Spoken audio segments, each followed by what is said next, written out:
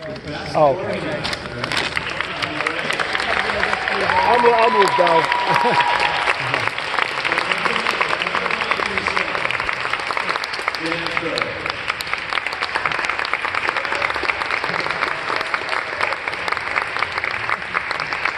Thanks, everybody.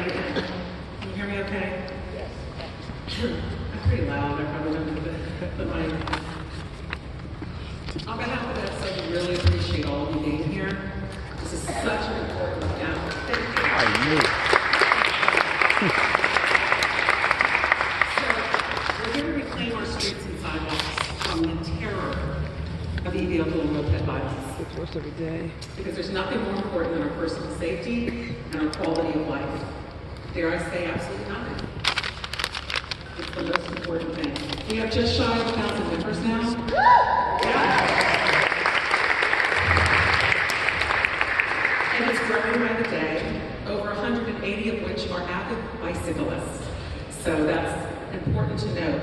We have 91 victims, which include pedestrians and many cyclists. And some of our victims' collective injuries are, well, Priscilla is not with us any longer. She was killed by an e-city bike, and her family and friends are members of EVSA. So happy you're here tonight. We have paralyzation, which is our co-founder, 22 skull fractures, 16 traumatic brain injuries, 8 brain bleeds, 5 with loss of vision. I guess I'll check it in that. 5 with loss of vision, 11 with broken legs, 4 with broken hips, and countless lacerations, hundreds of broken bones, every bone we can think of, and all have PTSD. Here today, we have a very small fraction of the thousands upon thousands of victims in New York City, and momentarily a few of our victims will speak and you can hear their testimony. To be clear, we are not anti-bike or e-bike whatsoever. We are pro-safety. There's a big difference there. We're safety for all. We have absolutely no other agenda because we're not paid. We're volunteers. We have no funding. We're simply a group that represents the majority voice of New Yorkers, and we want regulation of e-vehicles, right?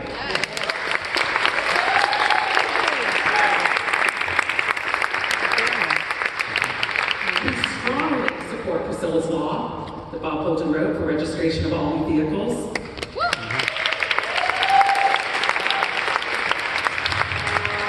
Bill 0606 is in honor of Priscilla Loeb, as I said.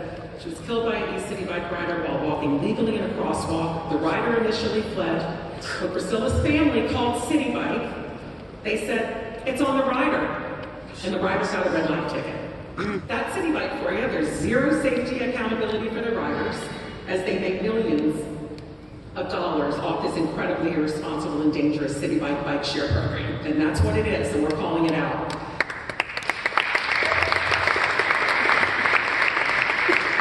We have an absolute crisis on our hands. It's rarely been addressed from the point of view or concern of the victims, except by our group. That's our point of view. That's where we're coming from. You know, the city puts together the Smart Start educational program you may have heard of, which has done nothing to curb the daily e-vehicle terror in our streets. Education is merely a basic start, the bare minimum. There has been no accountability from city bike or delivery apps, and there needs to be. But only with personal accountability will the riders on these e-vehicles change their egregious behavior. Consequence is what shapes behavior, and there has been no consideration of consequences because there's been no consequence. So that's why we want accountability to shape behavior. Of the 91 victims in all but 3 of their crashes, 91 victims in just our group, all in but 3 of their crashes, the rider fled. A few more attempted to flee but were apprehended. The far more majority of riders flee these accidents, which is exactly why we need visible plates.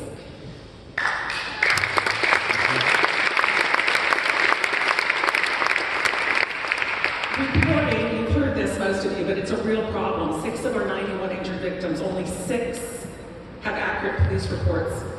3 others have reports that got checked off as motor vehicle, which went under car, but Alex Forrest solved that for us, and we will talk about that.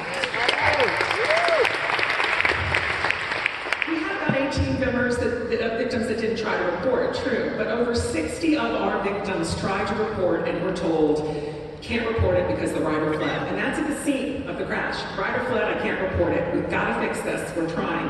But when you look at the DOT stats, you do see accurate death stats. They come from the morgue, but you do not see accurate injury stats. About 5% of our victims showed up in DOT stats. We did meet with Chief Rivera. He is the head of NYC Transportation, and he said he was on it. He believed us. He said it's a problem, and he's going to try to mandate for more accidents, all the accidents to be written up. We hope so. We don't know. This is the most important thing I want to say. Let's talk about transportation alternatives and the reasons they gave for not supporting this bill. Wow. We had 34 co-sponsors of Bob Holden's bill, 0758 last year, and they wrote to all the council members and basically asked them to take their name off, and I'll get to the reasons that they gave. And we lost two. So what happened is we lost the opportunity to be heard, and the victims lost their voices. So TA, Transportation Alternatives, silenced our victims. Unacceptable. Unacceptable. They're funded by tech companies. They're funded by law. So one of the reasons, let's just get down and dirty, plates will dissuade ridership. If you have plates, better a plate on the bike than a life severely damaged or lost. If an e-vehicle rider doesn't want a plate, that means they want to ride with impunity and not be held to safe riding. So if plates dissuade these riders, those are exactly the riders we want to dissuade. Yeah.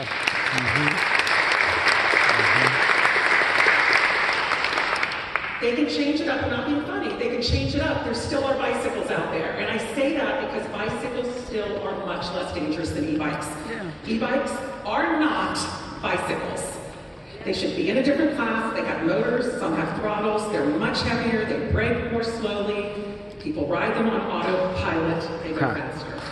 Next, TA says it's unfair to people of color to continue to allow them to ride. Basically, it's unfair for people of color to hold them accountable for their riding. It's unfair. It's unfair. We say it's actually unfair to people of color to allow them to ride with no accountability for the rider's sake. We actually care about the e-bikers.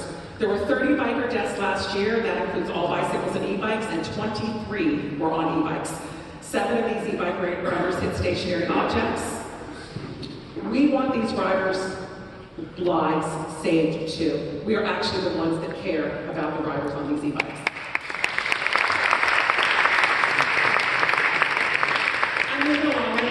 TA says that there are more deaths by car.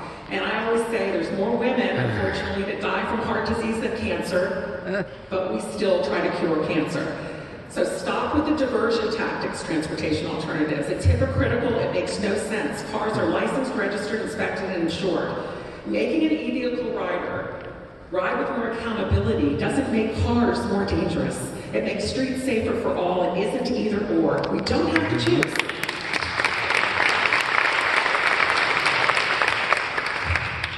Another TA point. Let more cars, each car that is on the, each e-bike that comes on the road means a car off the road. Basically, a car on the road, a car off the road equals an e-bike on the road. That makes absolutely no sense. I've never met a commercial worker that was driving a car prior. I don't, maybe some have, I never have, and I talked to hundreds throughout the month. I'm always talking to them. They didn't drive cars. Tourists weren't riding personal cars around the city. They were using public transportation. This also, right? I mean, we're losing a lot to the public transportation.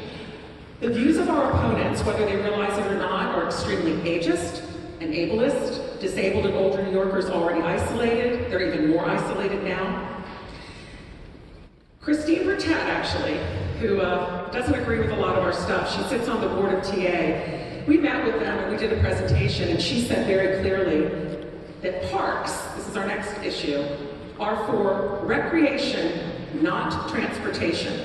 They are a last place, we believe, that we get.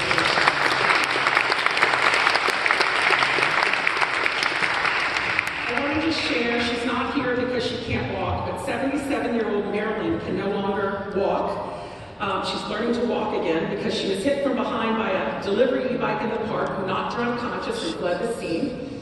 She just got out of 3 months living in a rehab facility, learning to walk again. Leg was broken in 5 places. Her favorite thing was to ride in the park, to walk in the park, excuse me. And she will never walk in the park again because her PTSD is so bad and she can barely walk on her own.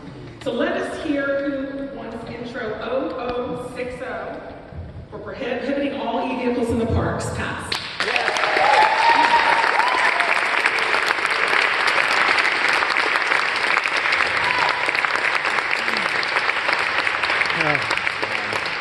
Your last point is that more infrastructure is the solution, and we say, how does a wider bike lane or more bike lanes solve the problem of an e-vehicle speeding or running a red light?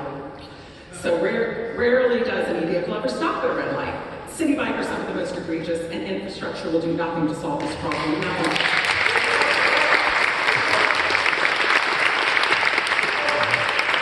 And we see e-vehicles on the sidewalk all day long and next to empty bike lanes often. All over the sidewalks, even on residential streets. They ride on the sidewalks because they can. There's zero accountability. We've had it.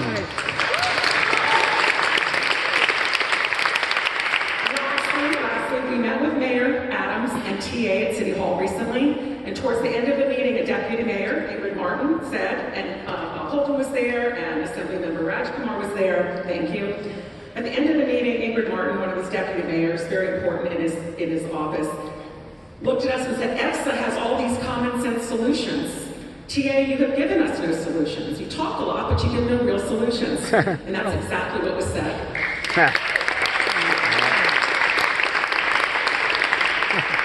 Our opponents want more ridership at all costs. Safety regulations and accountability should be in place before promotion of any new ridership program, like the stand-up scooter Uber line program in the outer boroughs, or the frightening idea of offering a $5 a month city bike membership for 16-year-olds.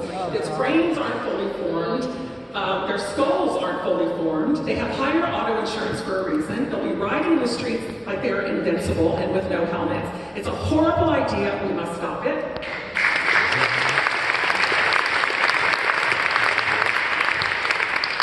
What is the cost of more ridership without addressing accountability and safety? Well, some of our victims are here tonight to share that cost in their testimony, as more horrific stories like theirs happen all over the city every day. Thank you.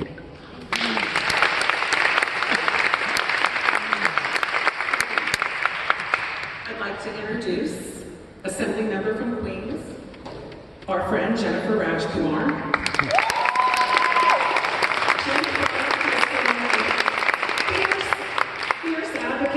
Safety and victims' rights. She wrote the state version of Priscilla's law for registration of e-vehicles, and we're fortunate to have her with us tonight. Thank you so much. I'm State Assemblywoman Jennifer Rajkumar. First of all, let's give a big round of applause for the New York City E-Vehicle Safety Alliance. Congratulations. And to the powerhouse herself, Janet Schroeder.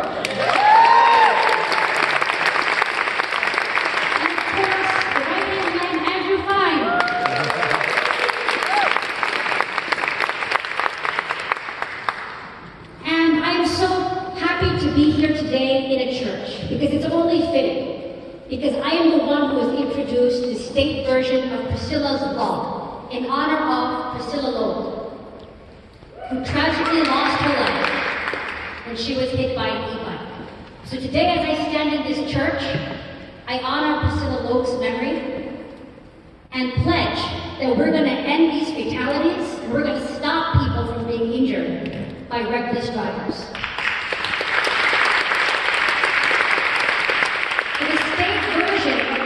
Law that I have introduced requires the state DMV to issue license plates to all e-vehicles. And e-vehicles will then be subject to insurance and inspection. It's common sense. And ladies and gentlemen, common sense is back.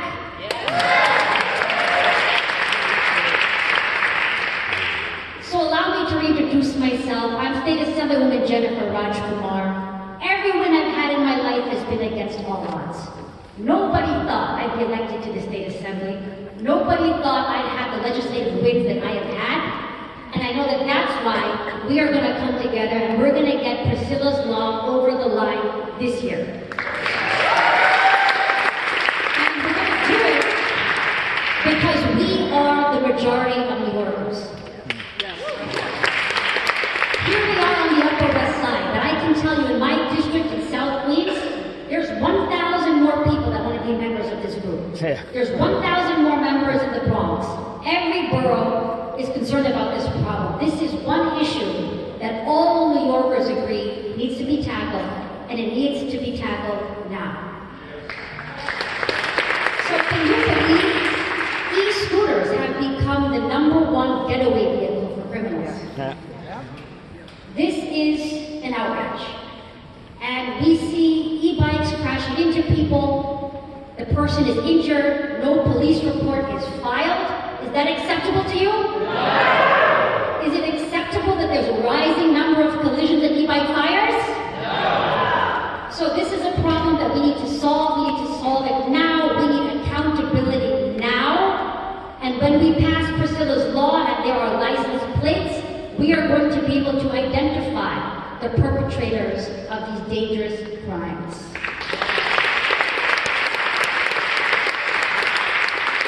So we are making enormous progress. As Janet said, we visited the mayor, we had a great response. We are in every borough, we have a great response. We are in Albany, everybody supports us. The people are on our side. So our moment is here. And we're going to get this done, and you have my 1,000% support. Thank you so much.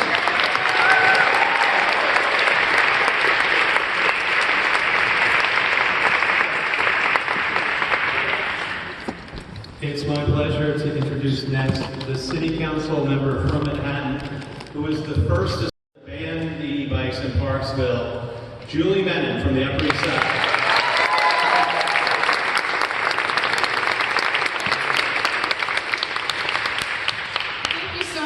I'm going to speak from up here. So first of all, I really want to thank all of you, because to see this incredible turnout is really a testament to the advocacy that you all are doing. Janet, I want to thank you for your extraordinary work. Andrew as well. It's really been an incredible effort to see this new group come together and to advocate so strongly. Also want to thank my colleagues in government who are here today. So a couple of different things I want to say. First of all, the work that you all have done, we've heard loud and clear in the City Council. Our council has responded in a number of different ways. First, earlier this year, as you know, the City Council passed a bill sponsored by my colleague, Councilmember Brewer, that gave the FDNY the authority to work with the Department of Consumer and Worker Protection, the agency that I formerly served as commissioner of, to enforce violations when sellers are selling powered mobility devices and powered bicycles that fail to meet recognized standards. So limiting lithium battery fires, we know, is only one part of the campaign. What we're here today is to focus on e-bike safety. So I won't go through the stats because you know them so well. You're living and breathing them, and we're seeing them, unfortunately, in these horror stories that we have here on these poster boards. I hear about this issue each and every day from constituents. I first of all want to thank my colleague, Councilmember Bob Holden, who has been championing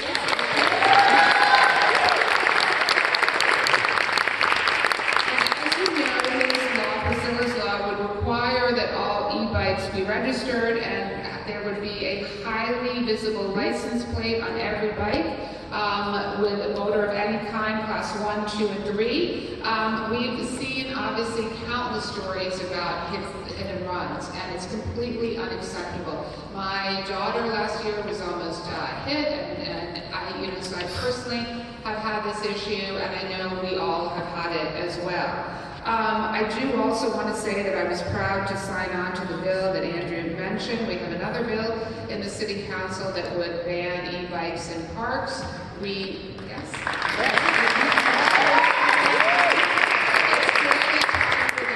Accountability around e-bikes, and I liked how Janet phrased it. You're not saying you're against e-bikes. What you were saying is that you're for safety around e-bikes. And that really, I think, is a very important decision. So you're a big partner and an ally in me, and I just wanted to come here tonight to thank you all for the incredible work that you're doing.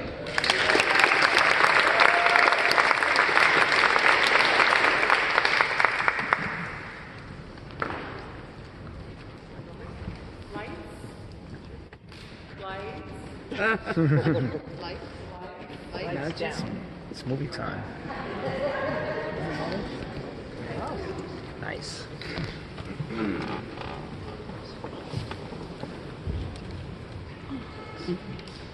This light off?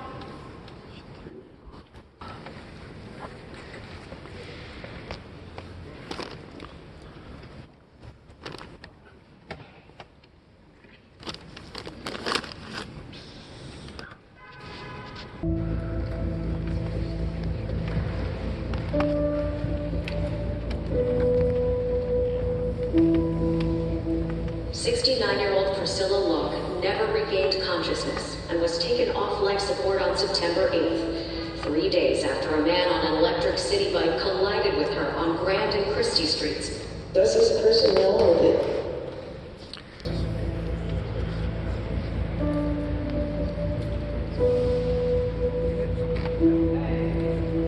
69-year-old Priscilla Locke never regained consciousness and was taken off life support on September 8th, 3 days after a man on an electric city bike collided with her on Grand and Christie Streets. Does this person know that he hit someone and that person's dead now? He gets back on his bike and leaves the scene. A 59-year-old woman in critical condition after police say she was hit by an e-bike going the wrong way in Manhattan. The e-bike rider just kept going. Police say the individuals you see right there on your screen struck a 2-year-old child with a motorbike. This all played out inside Home Bay Park.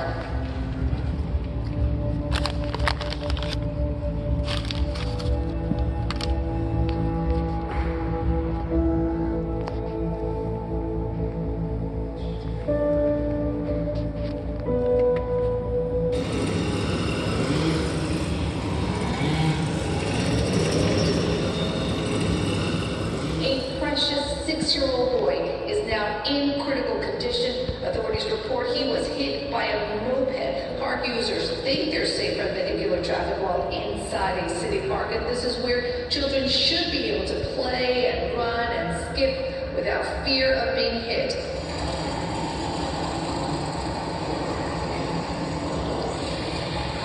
If it seems like e-bikes, e-scooters, battery-powered mopeds, and other 2- and 3-wheelers are everywhere, it's not just your imagination.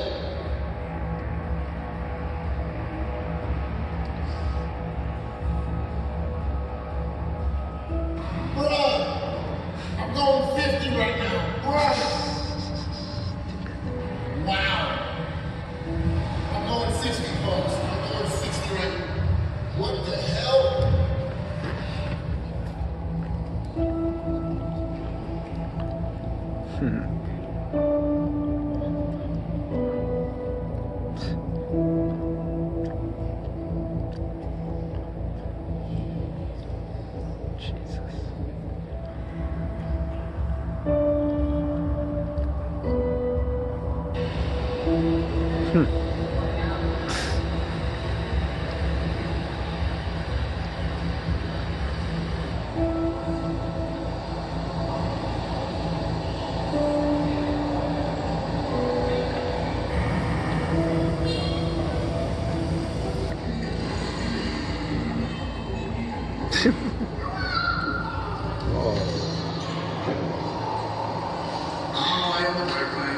I see a lot of people just disregarding pedestrians and traffic laws.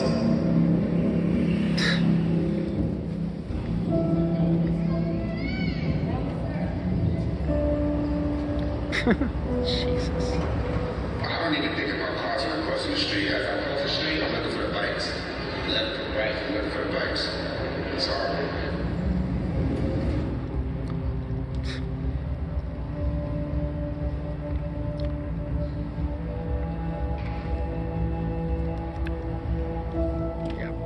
Stupid idiot.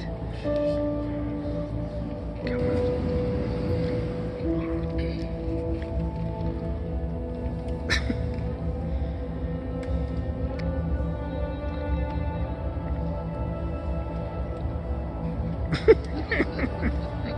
God.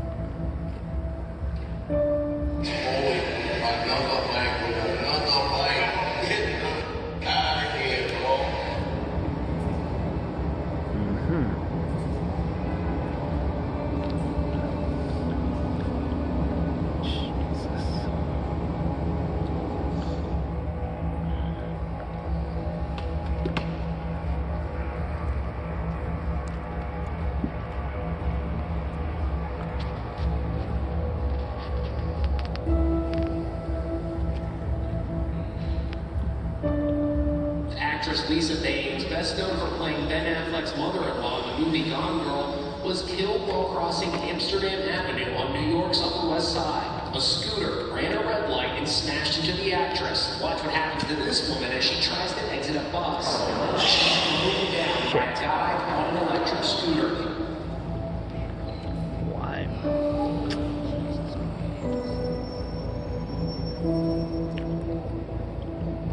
Huh. Our first stop, a woman hit by an unlicensed moped on the sidewalk of the Grand Concourse. After hitting her, the driver ditched his bike and ran so fast he forgot his shoes. Minutes later, police found the suspect in his socks.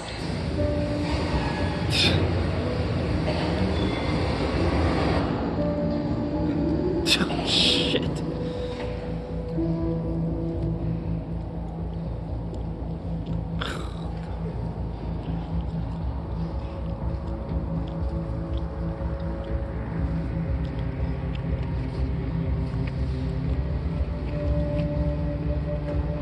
Fire destroyed homes and businesses in the Fort Heights section of the Bronx yesterday. 7 people were hurt, including 5 firefighters. The cause, authorities say, was a lithium-ion e-bike battery.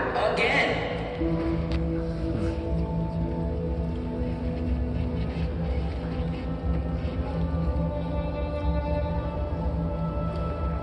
You've seen the pattern, a shooting in the city, a suspect on a scooter. Is that the vehicle of choice for criminals right now? Right now, that's the #1 vehicle because it's evasive and get away quickly, and it's tough for a police car to catch up to it. Thieves on motorbikes, not only snatching handbags, but punching women as well. It happened 6 times in a single night, in the span of less than 90 minutes across 4 neighborhoods in the Bronx. This video from June shows another moped mugging in Brooklyn. Here's another from July in Queens, and an attempted robbery on the Upper East Side in August.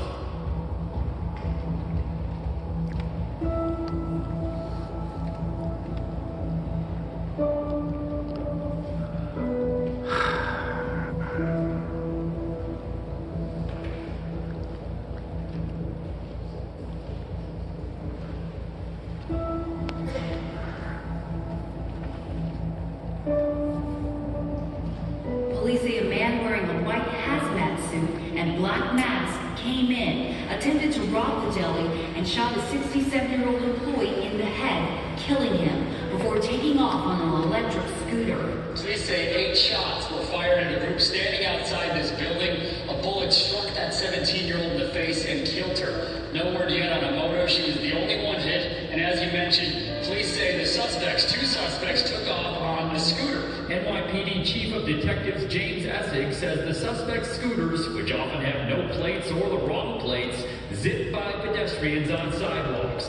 Police believe a violent sexual predator prowling the city on his e-bike pounced on 2 innocent victims this weekend on Central Park West by 82nd Street in the heart of the Upper West Side. Surveillance video shows a 23-year-old woman being assaulted from behind. An hour later, near this corner of Avenue A and East 4th Street, a 28-year-old woman was sexually assaulted.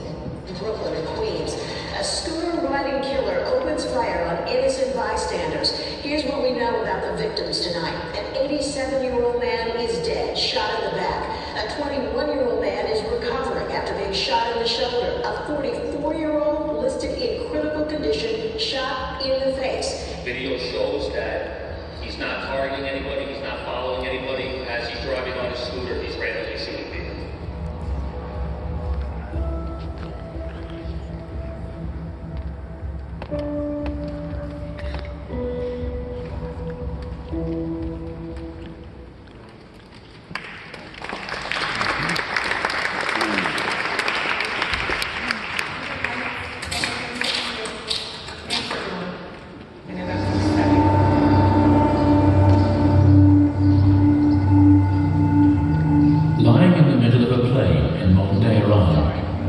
is that?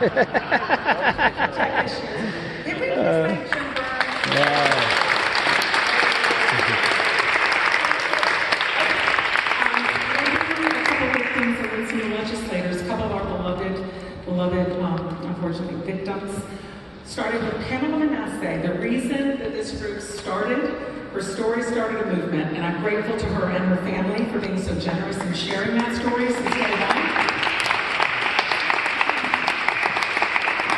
Since day one, when we started fighting this common sense public safety fight together.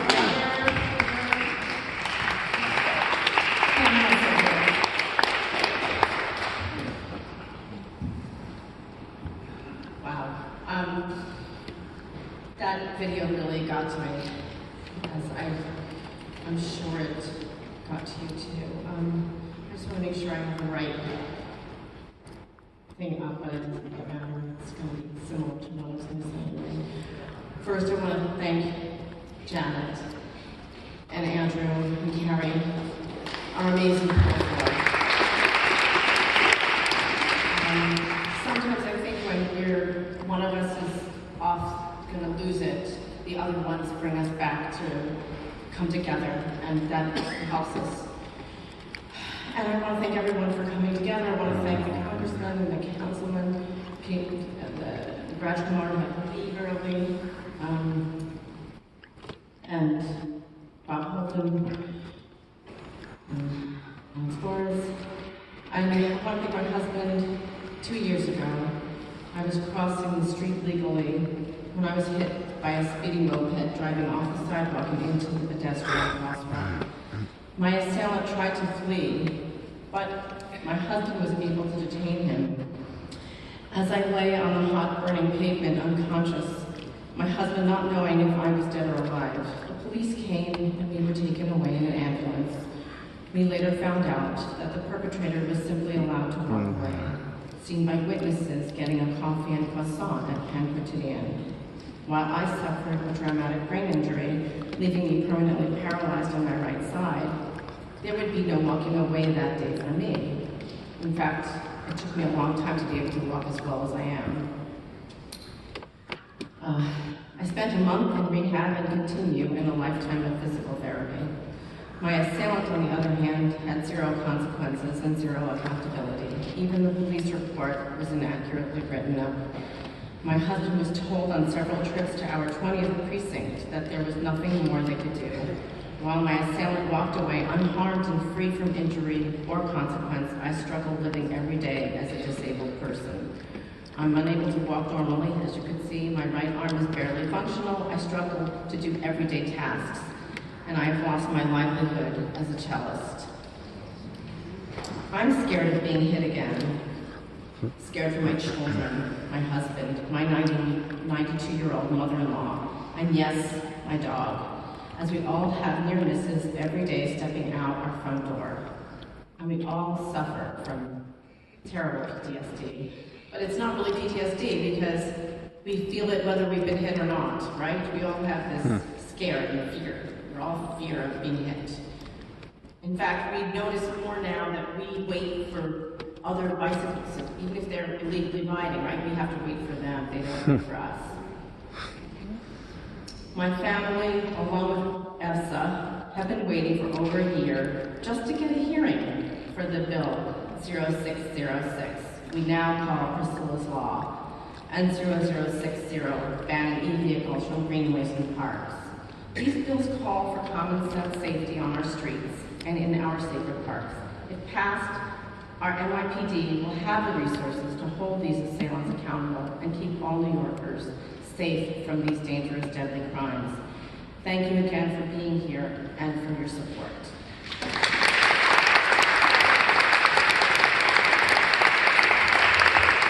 Thank you so much, my co-founder, Lily.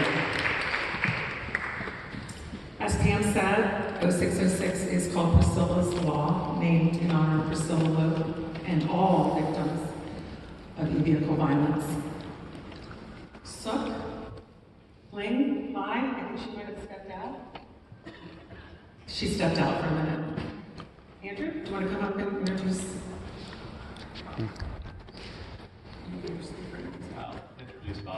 Because I know Bob's got a long ride home, and I want to make sure that you get there and you don't get in any trouble for staying out late tonight. It's my pleasure to introduce the original, the OG, Councilman Bob Holden, who is a hero to us. Thank you, Bob. The originator.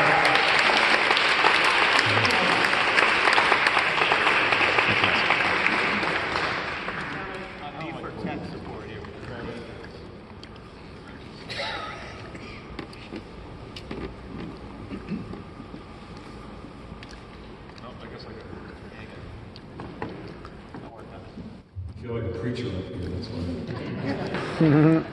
You know, looking at, and again, I want to thank certainly Janet and Andrew, who got most of my sponsors under 606 bill. Is that good? I'd like to be closer to it. Now, if that video didn't make your blood boil, I don't know what would. This city, now, how many the old people here, like me, lived through the 50s, unsafe 50s, right? The 60s, the crazy 60s, the 70s, the high crime 80s, right? And in the 90s, we started to get a little better, right, with crime. But crime was 2,000 murders a year. This period now that we're living through is the most unsafe period in the history of New York. Why? Well, we have fewer murders, but we can't walk the streets. We can't go out of our homes. We can't cross the street. The most dangerous place to be in New York City is in a crosswalk. So figure that out. So that's why this is so, and that video, and we got to get copies of it because it should be spread everywhere. And I drove in Manhattan the other day. I don't like to drive in Manhattan. We go downtown to City Hall, but I was going to Marsha Kramer's studio on 57th Street. And we were going midday, and I think Trump was in town too, so it got worse. It was gridlock. But we had to get there, and we had to run to City Hall. I drove down 57th Street, going to the west side. I could not believe the e-bikes, the mopeds, every imaginable, we saw them, e-vehicle, in and out of traffic. It's gotten, since I introduced the bill, this has gotten 10 times worse. And Manhattan is suffering the worst. Manhattan, wherever you have I almost got hit outside my office. How many people have almost gotten hit by an e-vehicle? There you go. Most of this audience has been jeopardized. And many times, I was coming out of my house the other day. I live in a 1 and 2 family zone. And it's very quiet. And I'm coming out of my house, and this e-vehicle goes the opposite way, obviously. It's going down, I have a one-way street, but it's going on the sidewalk the opposite way. And I never looked that way, but now I have to. We have to look every which way. And it's dangerous. Even if you do look around, you don't know what's coming from around the corner behind you. So this is what I don't understand. We got to, and thanks to, for Janet and certainly Andrew, and this group is amazing. We get the most coverage. We make the most noise with this group, and yet we can't get over it. If I get to 34 co-sponsors on my bill, 606, it automatically generates a hearing. But why haven't we gotten a hearing with the majority of the city council members supporting my bill? What's the answer to that question? Because I don't know. Transportation alternatives. Right. That's the matter. Again, transportation alternatives. And when we had that meeting with the mayor, and Andrew and Janet can tell you, Janet alluded to it, we had transportation alternatives on the other side of the table. Jesus. And the mayor asked, well, what we have this group's solutions. We have Councilman Holden's solution. What is transportation alternative solution? Chaos. They said, we have to get a holistic solution.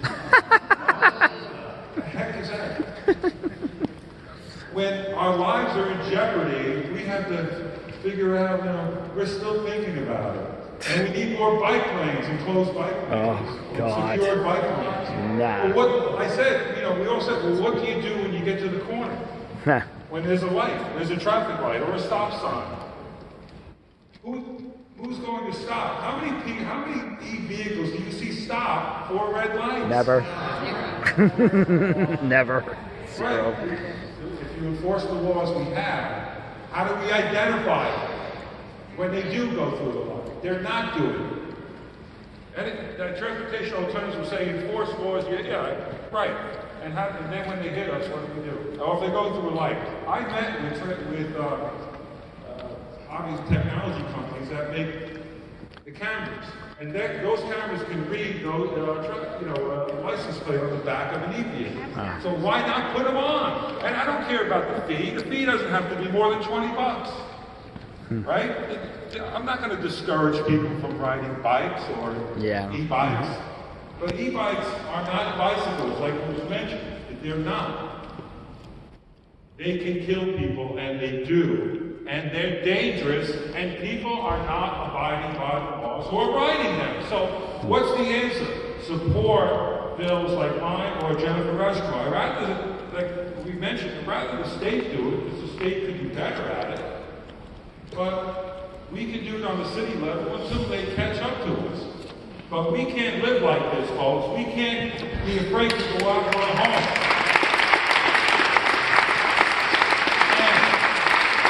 Here's where you come in. Any elected official that doesn't support a bill to rein this in and to license e-bikes and to register e-bikes, vote them out. Because we can't have a dangerous thing like we have now. We work hard. We all go to work. We want to raise our families the proper way. We want to have a safe city. This is not a safe city. And any elected official that tells you that, just walk away. I'm voting you out. And that's what you have to say. So let's get together, folks. Let's keep going. We got a great assemblyman here, by the way, who's a common sense assembly person. By the way, just so you know, I represent Queens, which we have it bad in Queens, but not as bad as here. So you have to yell the loudest, because when I bring this up in my district, and I have the entire crowd behind me, like tonight. But again, your voices are very loud here because it's 10 times worse here. You have, again, very high rise, you have a lot of people living in a small area. All the more reason to rein this in now. And we can't wait. But I have heard the majority of the city council members, 31, we got to 34, and transportation alternatives, picked 2 people off. One council member came on to my bill in the last council because she got hit by an e-bike. And transportation alternatives got to her. Why? They're worried about being reelected and they want to get support from a group like that. You imagine that? They don't care about their constituents. They don't care about their constituents. They care about getting reelected. So guess what we can do? Don't reelect them. And call everyone in their district. We have to do this, folks.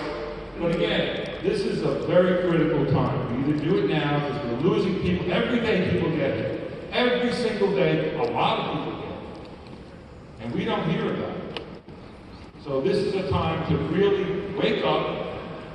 Everybody get very loud because it's unsafe out there.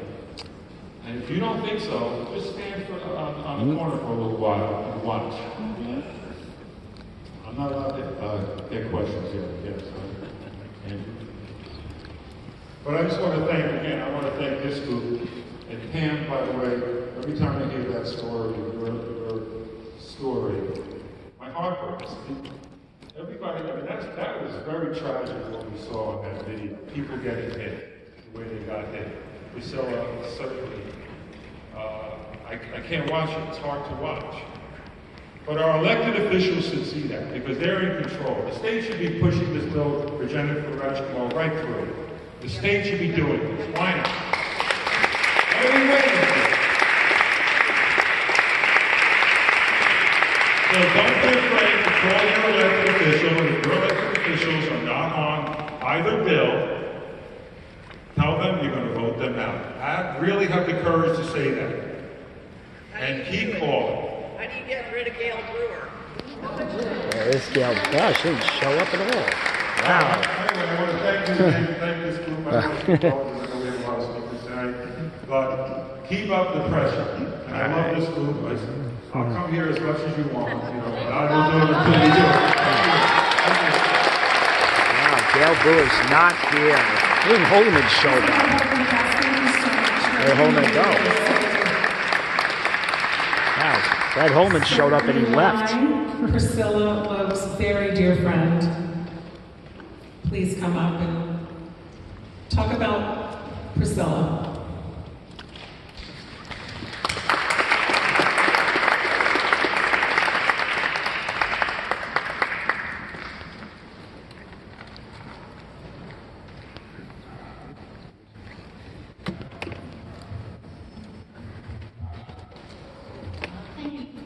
Thank you, Janet. And I'd like to thank all of you and the elected officials for attending tonight's hearing.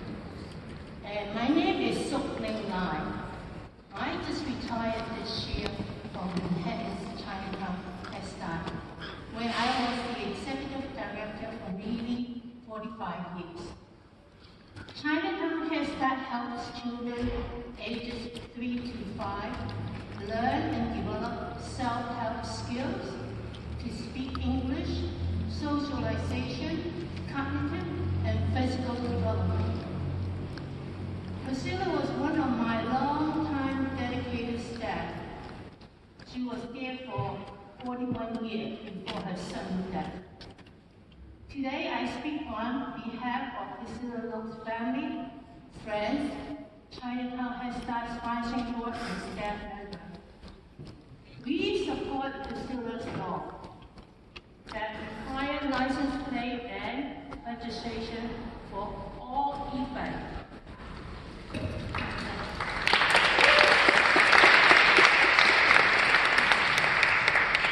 And Priscilla must not be forgotten. She was a naturalized U.S. citizen. She got a college degree from Hunter College. Her immediate family live in Malaysia now.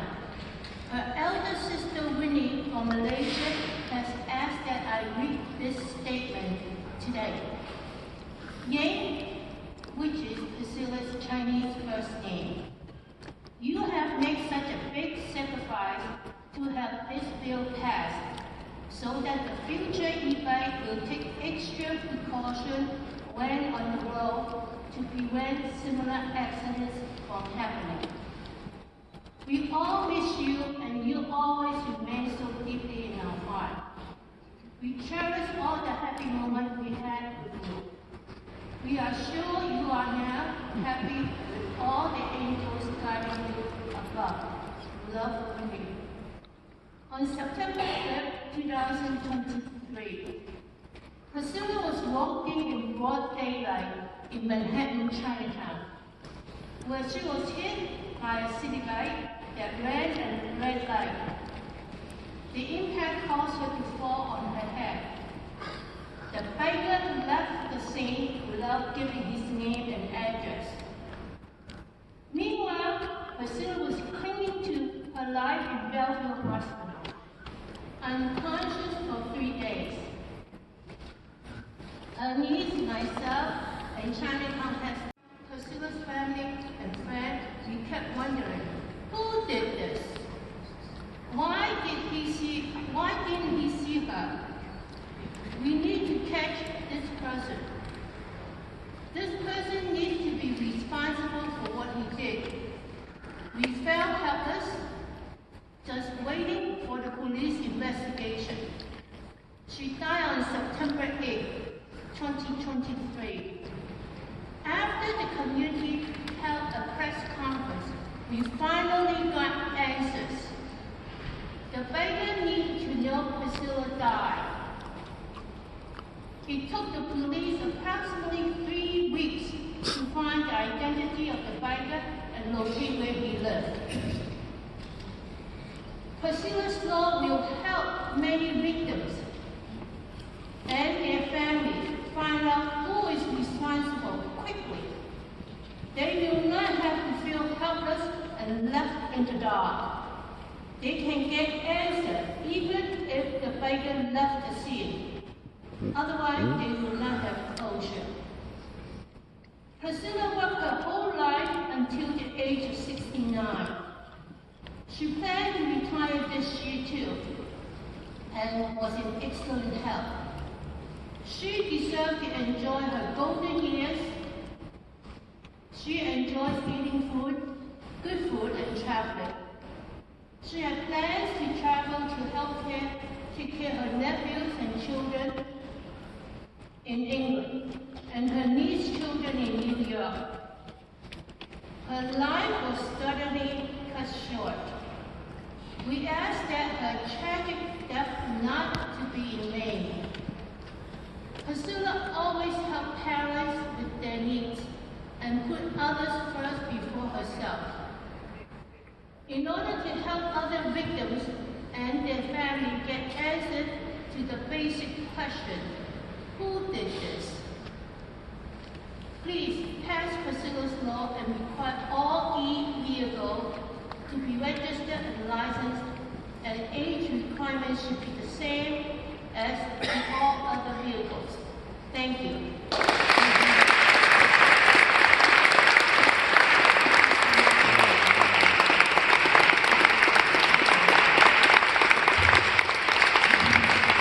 Thank you so much, Stephanie.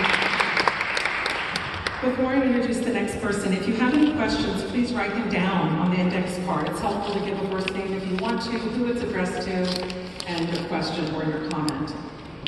You can turn these into Ron or he'll come around and pick them up. So I've learned a lot from this next person. We're just so fortunate to have Andrew Fine in EVSA.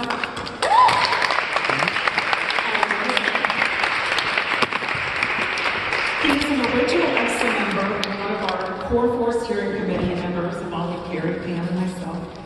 He truly loves this city and he fights hard for common sense laws, quality of life, and issues of public safety, for public safety every single day. He really walks the walk. And we're just so thankful for Andrew Fine.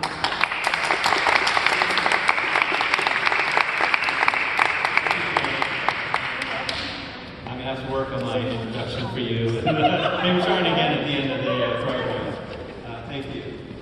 I'm proud to be here representing, I think it's approximately 1,000. I think we're going to just crack 1,000 EVSA members. Every single one of us an unpaid volunteer.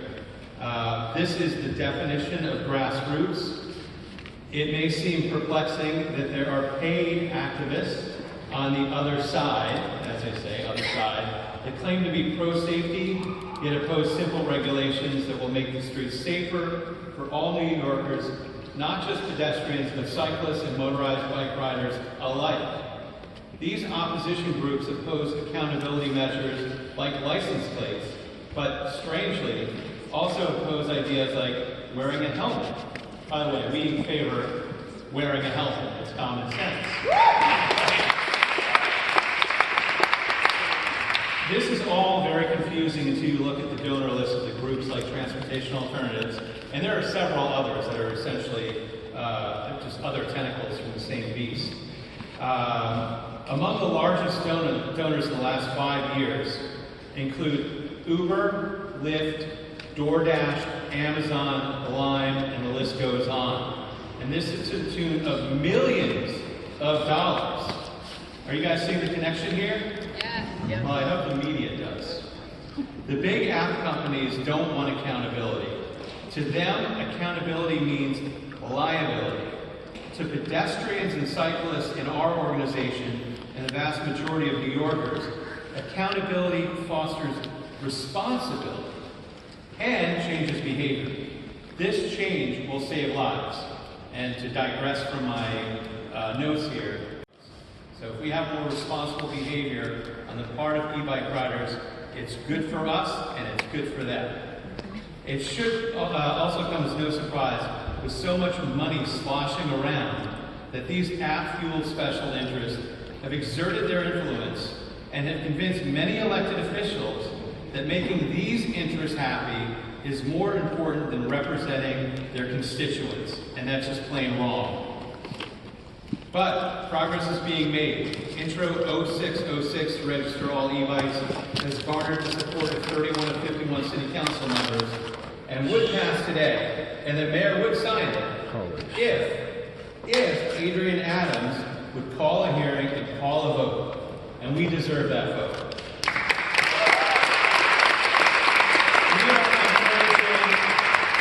We are encouraging our members to call her and call for a vote and be unrelenting, and we know that our members are just that. So thank you in advance for driving Adrian Adams to a vote.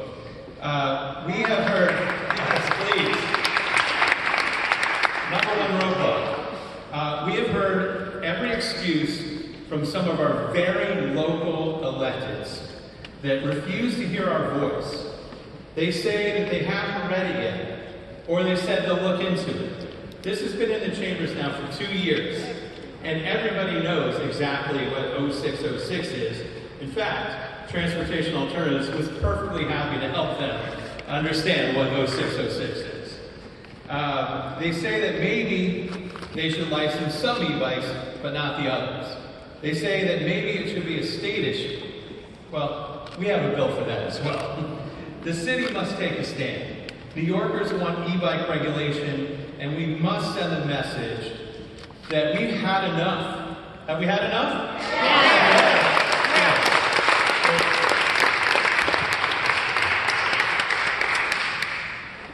Fortunately, we have some electeds, like Assemblymember Seawright, Assemblymember Rajkumar, Councilmember Julie Menon, Councilmember Bob Holden, of course, that have signed on to our entire agenda, and thoughtful Assembly members like Alex Horace that have advanced bills and succeeded in getting them into law and all of them this year.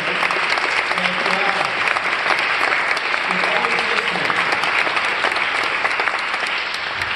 Then we have the excuse makers, those who have been of zero help and actually an obstruction. These people include Gail Brewer, Keith Powers, Adrian Adams, and a number of others. I'm sure you know who they are. You might have seen one here earlier. Lincoln Westlar. I don't know about Levine. But to those lawmakers I say, please hear our voices. Hear the voices of our victims. And please be true to your constituents and not to the special interests.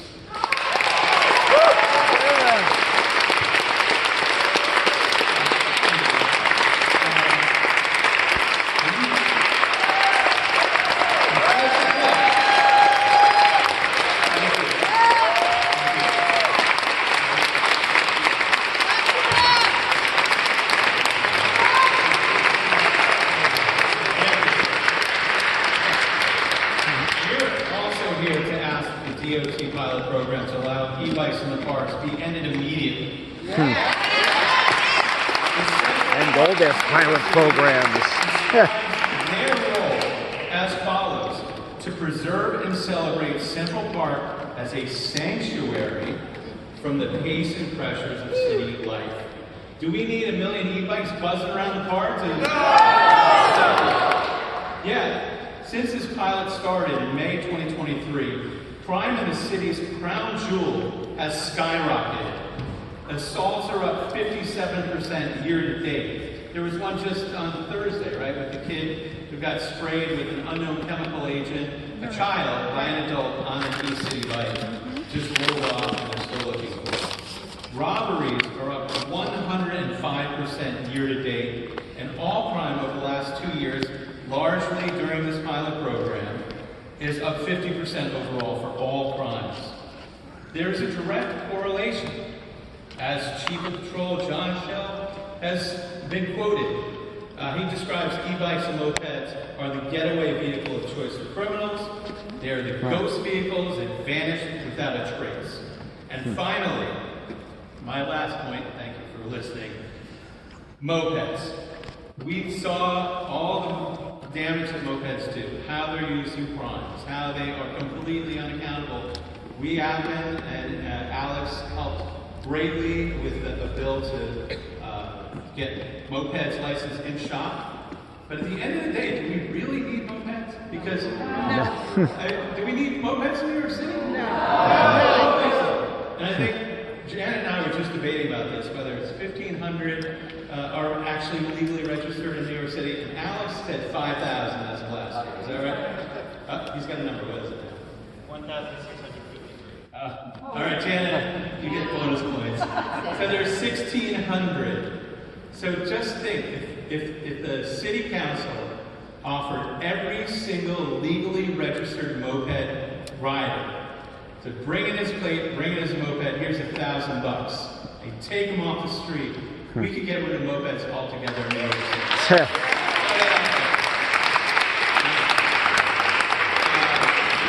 I guess what I missed here was, unfortunately, with mopeds, the term scooter shooter has entered our vernacular, and this is something that we want to eliminate from our language.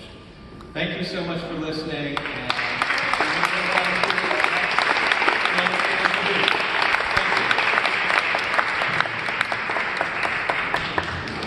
Andrew, thank you so much. So, our next speaker is Carrie. Carrie is one of our original EVSA members. She's invaluable to EVSA. She's passionate, and thank you for all you do, Carrie. She's one of the Core 4 steering committee members and one of the original. She's an avid cyclist, and unfortunately, she is a victim of e-vehicle violence in Central Park. Carrie?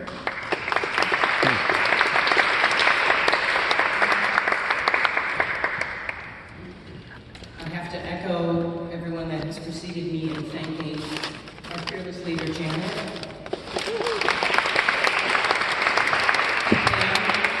Andrew, and I just want to say I'm so proud to be part of this group. And when Pam says that when one of us feels like we're falling or spazzing out, the other one comes in and pulls us back, and that's really important because we all function so well as a group. The meetings that we have, you should see, we really have learned to follow our points, our agenda, and we're making a lot of progress. I also sincerely want to thank Bob again, Alex, everyone that's helped us along the way, Raj Kumar. I want to talk about, I'm just going to touch on my injury briefly and my accident. And it happened just as the pilot program was coming into full swing in the park. Now, I have been cycling in the city for 25 years. I am a fundraiser. I fundraise for Bike MS for about, this will be my 17th year. I've raised tens of thousands of dollars on my bike. I have been hit by a car on my bike. I have been hit twice by an e-bike. The e-bike was worse. I was hit by 2 separate times by e-bikes by different deliveristas. The one in the park was, I can only estimate going 30 to 35 miles an hour through a crosswalk, coming through the pedestrian area. I landed in the hospital. Some pretty severe injuries prohibited me from working. I'm very lucky I didn't break my neck and die, or end up in a wheelchair. It was traumatizing. It still is traumatizing. My rides in the park are not the same anymore, and they will not be the same until all e-vehicles are banned from the park.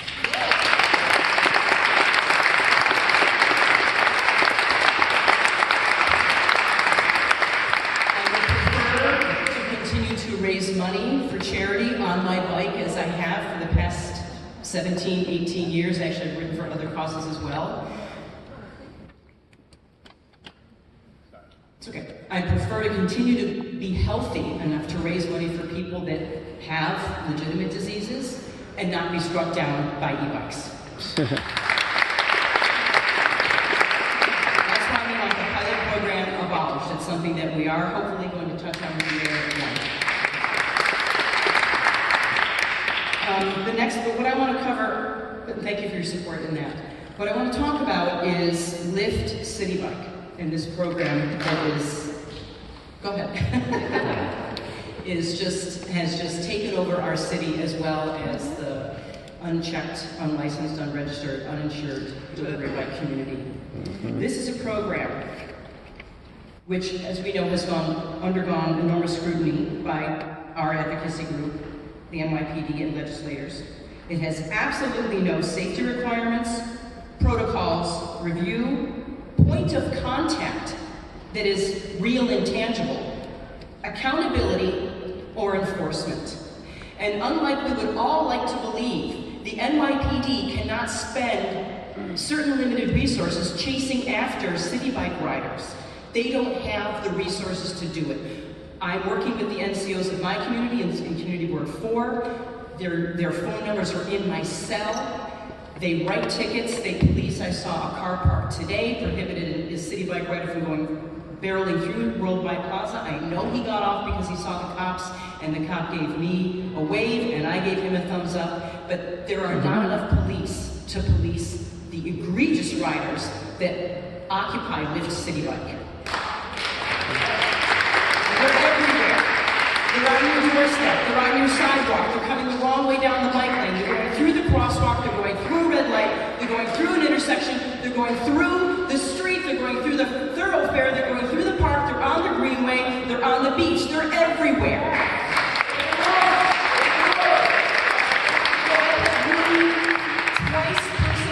I emailed twice to the head of safety of Lyft, C. Sampararo, I believe is her name. We have not received a response. We are trying to coordinate and had tried to coordinate with Eric Bontra's office before I emailed them to enlist their help with this. At first, they just wanted us to try it for ourselves. I knew that was not going to be effective, but as Eric is a poster person, a poster man for City Bike, because he's always on City Bike, just like Adonis Rodriguez is, the DOT and certain legislators don't want to get involved with City Bike Lyft legislation. I don't know why. Maybe you can tell me why, okay? But I will say that it's unacceptable. They are the stewards of our safety. It is their job to protect and serve us, just like these two people, wonderful people are. They are not doing their job. I recently spoke with Eric Bontra's chief of staff last week, corresponded with him, and asked him again, enlisted his help again. Please email the head of safety of Lyft. We need a meeting with them. We want to impress upon them everything that myself, Ron, Janet, Andrew, Pam, that we all have to say in trying to enforce some legislation with this horrid system. The last thing I want to say about Lyft City Bike is this. There is a movement now for kids 16 and up, which is not even the legal driving age, to have a $5 a month free pass to City Bike all over the city, wherever, whenever.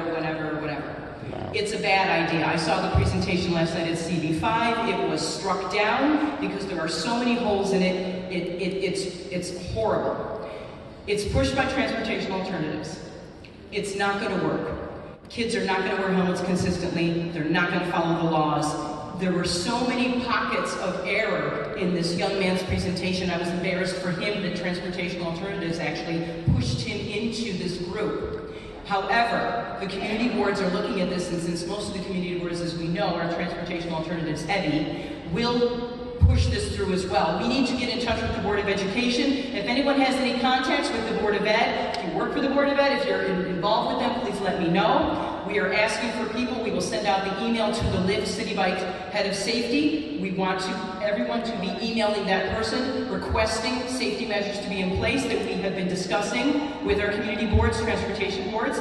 And we would also like for you to support going to the community board meetings when this proposal is going to go, and state your opposition for it if you indeed you feel that way, because it will wreak more havoc on our city streets. Thank you.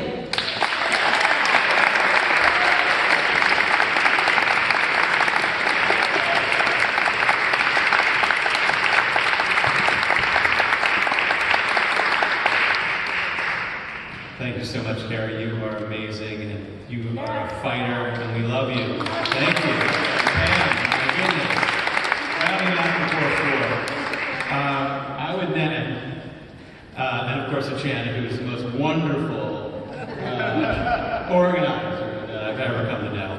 I'd like to, speaking of wonderful, I'd like to introduce a assembly member who's taken up the torch for safety on our streets, who's been a leader, who's done the work, who's done the research, and he's made change. And we hope he's going to make even more change in the year ahead because we know we have the momentum. But in the meantime, we'll be plotting and planning with Alex Flores, the rising star of the Assembly.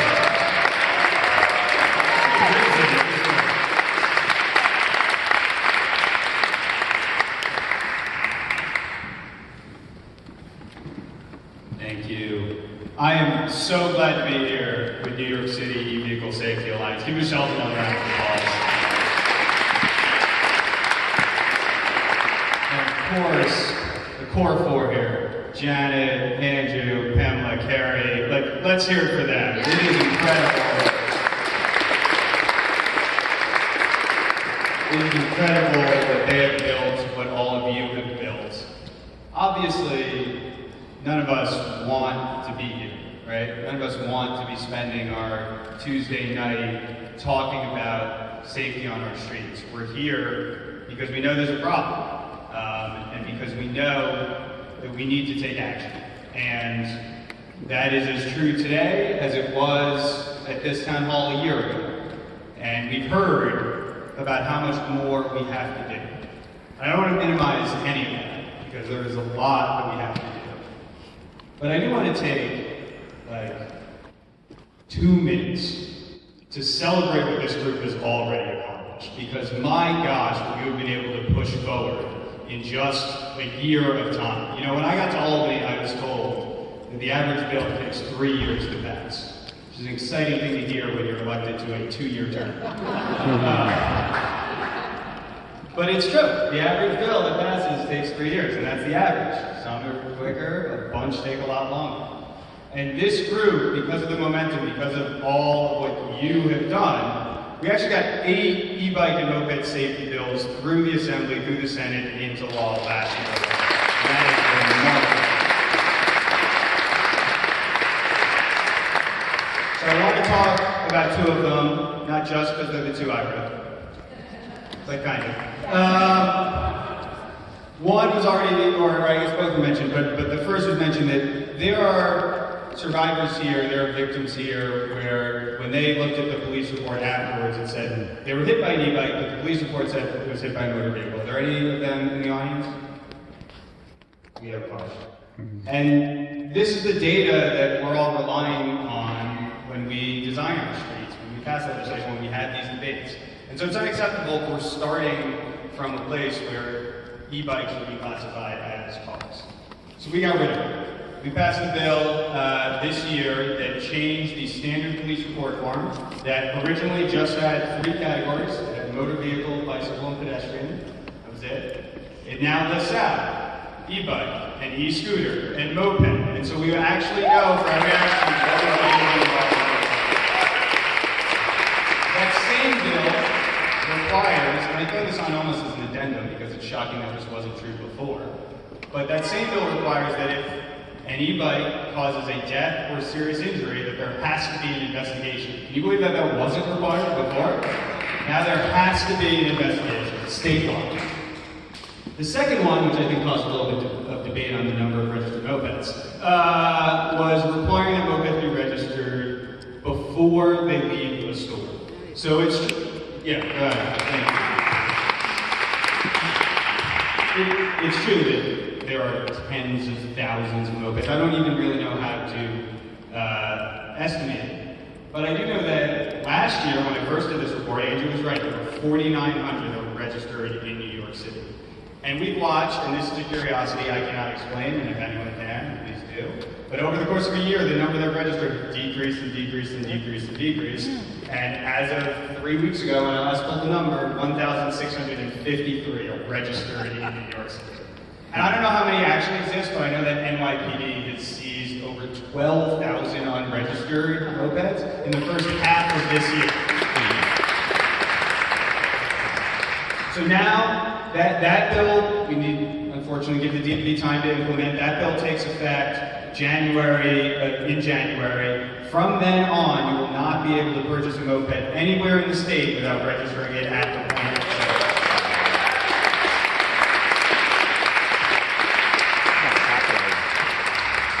I've more than used up my 2 minutes of celebrating the past. Where are we going from here? Elected officials, especially around campaign time, we like to tell you that we're all powerful and we'll fix everything. I don't need to tell you that we're not. But in particular, one of the places we're weakest is that the laws that we write aren't even worth the paper they're on unless there's enforcement. There's a lot more legislating we have to do. I have a few bills, all my colleagues up here have bills. There's more legislating to do. But we also need to solve the problem of enforcement. And that's really the focus of this. And so what does that mean? That means, of course, continuing to work with our NYPD officers. I want to, in particular, give a shout out to the 19th Precinct, which has really stepped up ticketing in the last few months. We're doing great work for that. We need that throughout the city. But it also might mean being creative with what enforcement means and who can do that enforcement. And in particular, I'm thinking of the app companies. I'm thinking about the delivery companies that set these standards, that set the algorithms, that set the incentives that lead to a lot of the bad, unsafe behavior that we are seeing on the streets. And so there's a package of 3 bills that I'm going to be introducing in the start of the year, pending, because 1 or 2 of these is copied from City Council. So if City Council passes it first, great, we'll celebrate. But if not, there's 3 bills I'm going to introduce to get at enforcement with DMS. The first, we've already solved mopeds. New mopeds have to be registered. But that doesn't solve the problem of the mopeds that already exist on our streets. We're going to require that DoorDash and Seamless and Uber Eats and all of them themselves check that the mopeds of their drivers are registered. Finally. Second, and I didn't even know this was in the EVSA packet now, and I'm glad to see it there, the app companies need to also be liable when there's a ticket given to their drivers. They're the ones designing the routes, they're the ones incentivizing where it's at, and they need to be paying those tickets. And third, and very directly, right, many of these delivery drivers, when you talk to them, say, oh, I went the wrong way because I was much faster. I rode the red light because I was much faster. And especially before the minimum wage, they were paid per job. And even since the minimum wage, the algorithms of the app say, oh, we're going to give more rides and more deliveries to the people that do it faster. And the vortex away. Those are the incentives. So if those are the incentives, we can take action. And the third bill is that if you're an app company and your algorithm and how you're assigning who can drive or who can do anything at all takes into account the speed of delivery, the on-time delivery, any of those things that are setting the incentive, you also have to weight equally the safety of your drivers. Which doesn't just mean the tickets they're given, because we all know they're not given enough tickets, but realize that they have GPS data on all of their riders. They know when a rider goes the wrong way on the street. They are tracking that already. So if they are tracking that data and they are setting the incentives that say go fast, they need to also be saying, hey, we're going to penalize you when you go the wrong way, and we are going to make sure that you actually.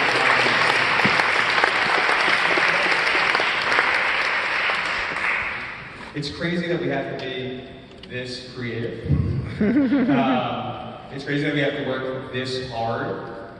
But I have no doubt, given what this room has already accomplished, what these organizers have already accomplished, what working with my colleagues in government have already accomplished, and the importance and the need and the necessity of improving safety, that we're going to get this done. Thank you.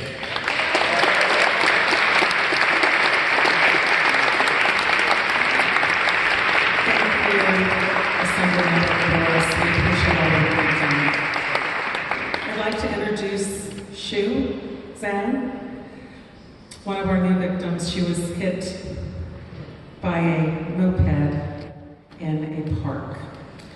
And I want to say that mopeds are in parks because e-vehicles and e-bikes have been sort of the gateway to every kind of vehicle in the parks. Shu Zhang.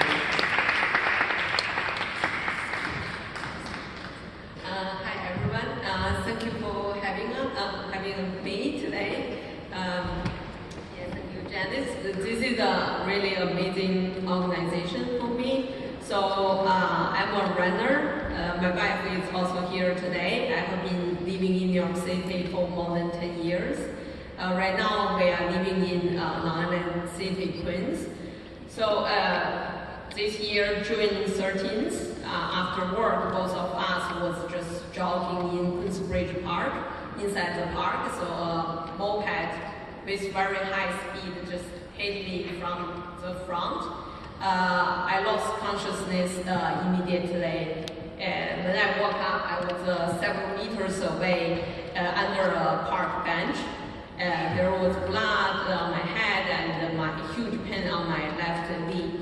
And then later, I immediately sent to ER, and the X-ray and MRI showed basically my left knee, ACL, PCL, MCL, meniscus, the head of fibula, all damaged, all completely ruptured.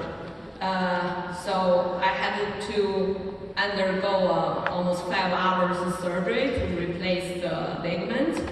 But actually yesterday I just had my second surgery. Now I need to do a PT 3 times a week. Probably it's gonna be at least another 3 months. I cannot really walk too much. I cannot stand for more than 10 minutes. And I used to be a marathon runner. So this is, I have tons of medical bill to pay. It's the consequences I need to live with now, and the price I need to pay. I just do a routine jogging in my neighborhood park. This is what I need to pay now. So the question is, what the consequences to the person who hit me and run? Nothing, no consequences. He's probably right now riding his moped somewhere else in the city. So just now I was watching the video, saw actually those people commit crime, violent crime. Because the way they hit me doesn't really make sense, because we saw each other. It's still daylight, so they just hit me on purpose. So I was thinking probably they were using me actually as a target. They are practicing their crime, because it's really, they didn't pay me, they didn't stop, just hit me with full speed and just left. So it's, I told Janet, I have never had an injury like this my whole life. So I was on the ambulance. The pain, yeah, it was a lot, but the overwhelming, the feeling I had actually was anger. I was so angry, so frustrated. I couldn't understand why the heck the moped inside the park just running like crazy. So I really appreciate all the effort, the organization of the politicians today here. It's kind of like for me, because it's just 3 months ago, it's really healing for me. I see, yeah, there are people really care. People want to help.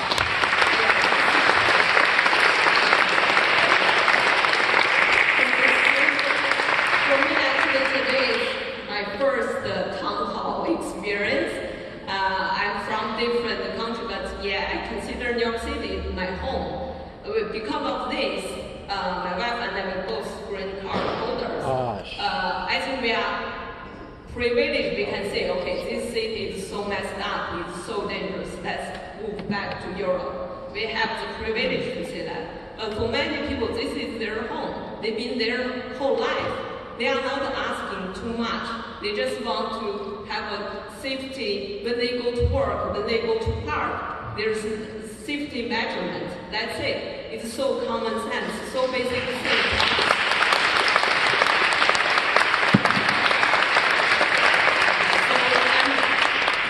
Really, happy to see people care. You guys, thank you so much. I think we are in the right fight. We are fighting the good fight.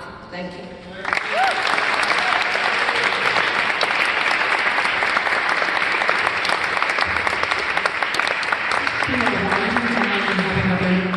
We'd love to also hear from Gail Brewer. I want to just quickly say that Dr. Angela Mascio is going to be here tonight. tonight from ER, from St. Barnabas Hospital, ER. His wife had a baby a couple days ago. But he just wanted me to say, and I'll take a little bit of part of this.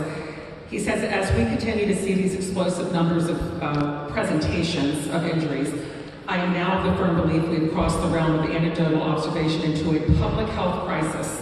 As you can imagine, the sharp increase in presentations of injuries not only crowds emergency departments, but adds significant financial hardships to patient, employees, employers, and taxpayers. This is from ER Dr. Mashia from St. Barnabas, who wanted to speak tonight. He spoke for Mayor Adams when we were there and called the e-bike and moped violence situation in our city, a public health crisis.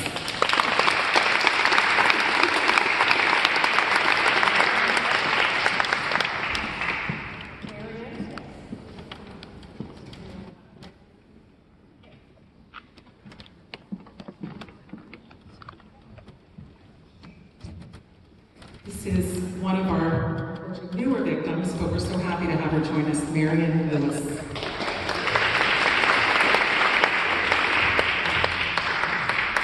Can you hear me all right? Yes. Thank you.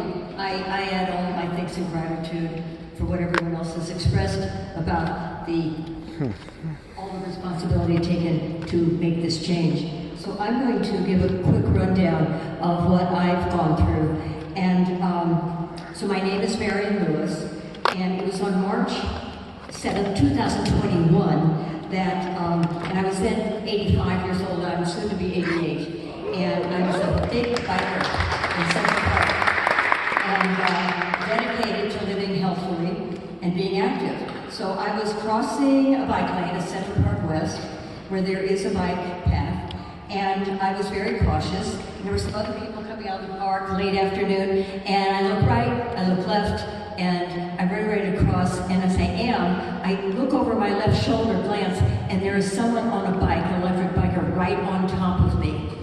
And I had my winter jacket on, and he didn't stop for the light, and he was against the light, and swerved around me, but the handlebar caught my puffy black jacket, and twirled me around, and he went on and did not stop.